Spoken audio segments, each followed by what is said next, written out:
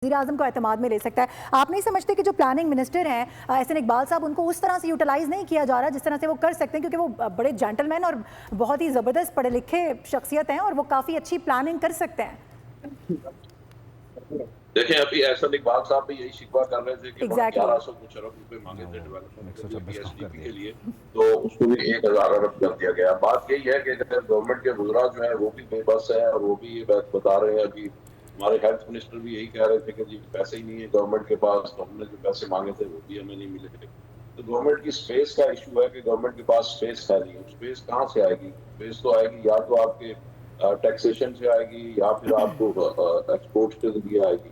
अब एक्सपोर्ट्स के जरिए जो है वो हम उस तरह से काम कर नहीं पा रहे हैं। एक्सपोर्ट्स हमारी उल्टी 5.6% कम हो गई है।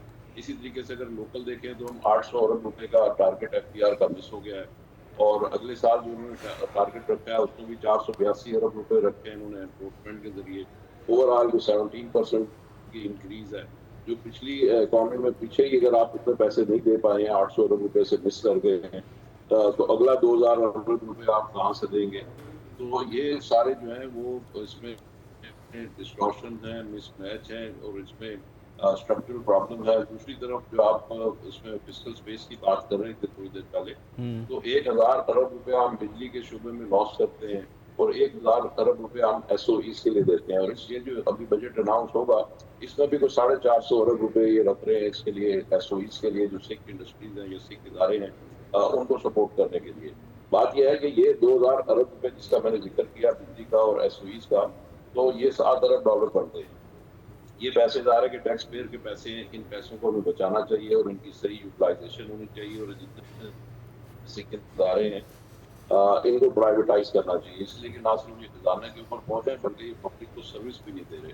तो यहाँ से हमें स्पेस अवेलेबल हो सकती है। अच्छा sir, sorry to interrupt you, हम आपकी जानिब दोबारा आएंगे। ये भी ज़रा बात कर लेते हैं। जाहिद साहब, एक तो पहले अपना पॉइंट कंटिन्यू कीजिएगा और दूसरा ये जो खबर है जो नवाज शरीफ साहब हिदायत जारी कर रहे हैं अब जाकर शहबाज शरीफ साहब को कि वो जो आवाम की उमंगें हैं उनके मुताबिक होना चाहिए, और देर नहीं कर दी आपको लगता? अब तो बजट तैयार हो चुका है। खैर ये तो एक बातें होती हैं, एक ऐसे एक सिलसिला चलता रहता है। क्या लग रहा है आपको?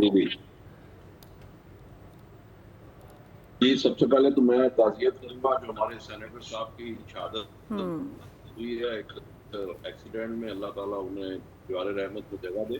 और जहाँ तक आपकी दूसरी बात का ताल्लुक है कि पब्लिक को सहूलत क्या मिलेगी और नवाज शरीफ साहब ने जो हिदायत दी है, तो ऐसा तो नहीं है कि नवाज शरीफ साहब की हिदायत के बाद ही उसके ऊपर अमल होगा पब्लिक को सहूलत देने का। ज़ाहिर है कि पब्लिक को सहूलत देने के लिए तो पूरी की पूरी गवर्नमेंट और पूरी मशीनरी अवेलेबल है और उनका बेसिक काम ही ये है कि वो पब्लिक की सहूलत फैसिलिटेट करें।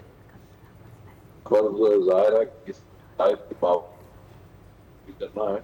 और जहाँ तक ओवरऑल हम बात कर रहे हैं तो ये जो बजट क्या है ये आने जा रहा है या तो पिछला बजट था, तो इसमें कंसोलिडेशन तो बहरहाल थी, इसको तो कोई इनकार नहीं कर सकता, क्योंकि जिस तरीके से हमारी इकॉनमी 3 साल पहले मेल्ट कर रही थी और हम माइनस में जा रहे थे, उसके बाद रफ्ता रफ्ता बेहतर हुई है, रिकवरी हुई है, कंसोलिडेशन हुई है।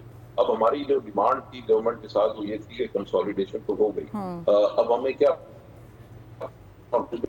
रहना है या हमें ग्रोथ पे जाना है, क्योंकि जो फिस्कल स्पेस हमें चाहिए वो रेवेन्यू के जरिए भी चाहिए और एक्सपोर्ट के जरिए भी चाहिए।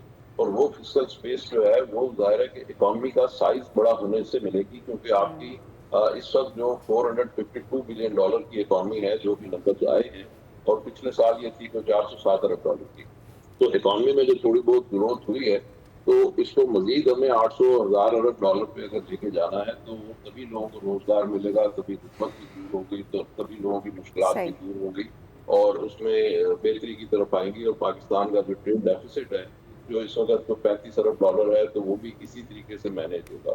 तो उसके लिए जरूरत इस चीज की है कि आप इकोनॉमी का साइज बड़ा करें। इकोनॉमी का साइज अगर आप बड़ा करेंगे तो आपके रेवेन्यूज के इशू यानी लोकल जो एफपीआर के रेवेन्यूज हैं उसके इशूज भी रिजॉल्व होंगे। इकोनॉमी के साइज को बड़ा करने को इसको अगर हम थोड़ा सा मियां साहब इसको जरा अगर हम सिंप्लीफाई करें और